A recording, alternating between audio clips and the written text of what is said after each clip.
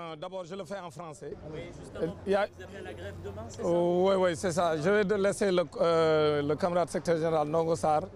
l'annoncer parce que dans cette plateforme, comme on l'a dit tout au début, nous avons une pluralité de structures. Nous avons des organisations de la société civile donc venant d'horizons divers. Nous avons les organisations syndicales, nous avons le patronat, et les syndicats du secteur privé et public. Nous avons également les droits de l'homme. Donc chacun dans son secteur développe une stratégie et il y a une synergie d'action. Donc de façon concertée, cette plateforme-là va permettre de coordonner et de faire la jonction avec les secteurs qui sont en lutte. Même les secteurs dont vous parlez seront à un moment donné en rapport avec la plateforme donc des acteurs non étatiques. Donc au niveau du secteur de l'éducation, nous avons notre contribution dans la lutte que nous allons vous transmettre à travers le coordonnateur secrétaire général du CUSEMS, Ndongo Sarr, qui va décliner ce qui est prévu pour le secteur de l'éducation dans les jours à venir. Donc, camarade Ndongo, vous pouvez prendre la parole. Maintenant, ma wax ci wolof ni ñun ñi nga xam ni ñoo fi daje tey dañoo bari fu ñu jógee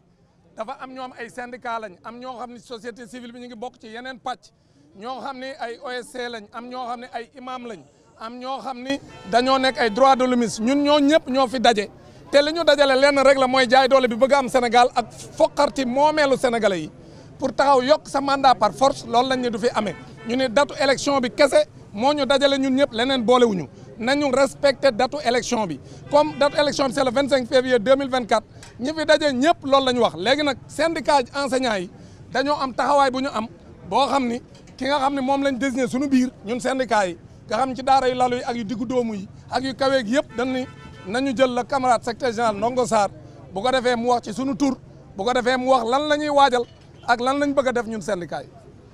voilà jërëjëf maa ngi leen di nuyu yéen ñëpp donc man maa ngi tudd Ndongo Sarr man maay secrétaire général national du CUSEMS.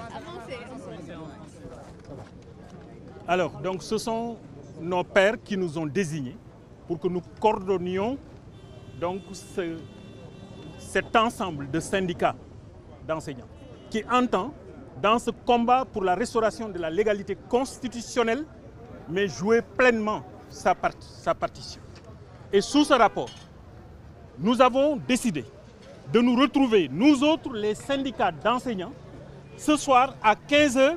à notre siège, au siège du CUSEMS, 6 à la cité Soprim, à 15h. Et c'est pour harmoniser le plan d'action que nous devrons dérouler la semaine prochaine. Mais en attendant, il faudrait que vous notiez dès à présent que dès demain, vendredi à 10h,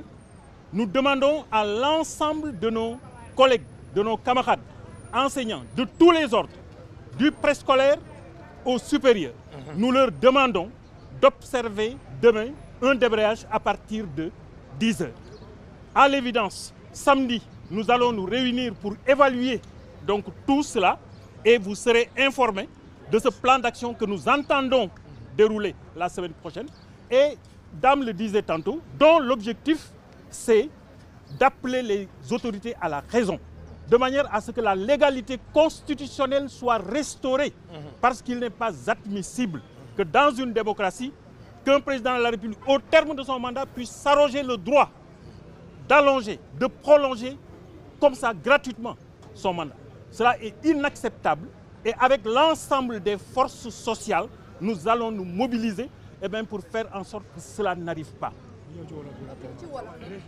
Voilà ci wolof man maa ngi tudd Ndongo Sarr man maay secrétaire général national wu syndicat bi ñuy wax CUSEMS. Donc man la suma ay ñooñ désigné pour que ma coordonner syndicat d'enseignants yi nga xam ni dañu sóobu ci xeex bii nga xam ni du xeexu jàngalekat yi kese xeexu ñëpp ñi nekk ci société bi la ndax nag sànq professeur Babacar Gueye mi ngi ko doon wax ni pesum kanam borom moo koy fajal boppam li xew ci réew mi ñëpp ko ñaawlu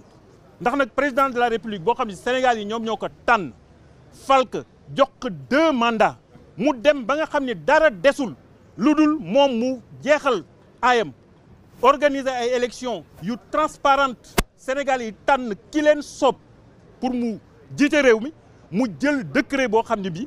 dafa bëgg a dàq élections yi alors que loolu constitution mayewu ko loolu ñun syndicat jàngalekat dañ jàpp ni coup d'état institutionnel la et loolu kenn mënu ko nangu moo tax ñun ñoo ngi organiser wu suñu secteur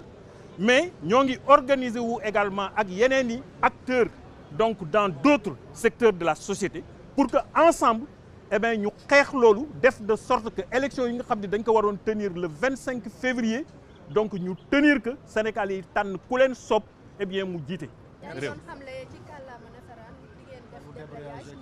waaw donc ñun ci plan d'action bi nga xam ni moom la ñu bëgg a dérouler tey jii ci ngoon dañu woote réunion syndicat jàngalekat yépp ñu tase ci siège u CUSEMS bu nekk ci cité Soprim à partir de 15 heures mais dès demain dañu jàpp ni ci Sénégal yépp ak bépp ordre d'enseignement bu mu mën a doon muy préscolaire ba supérieur dañu bëgg jàngalekat fu mu nekk su 10 heures jotee mu dakkal jàng bi mooy li tubaab di wax débrayage maintenant dina am benn plan d'action boo xam ni c'est clair que dina génn ci waxtaan yi nga xam ne daañ ko am tey ci ngoon bu boobaa daañ leen ci informer ngeen xam semaine bi nga xam ni si la ñu jëm ana lan la ñuy dérouler comme action pour que xeex bi jël de l'ampleur parce que dañuy door rek mais en réalité fi mu nekk nii fi ñu jëm foofu su gaa yi delluwul ginnaaw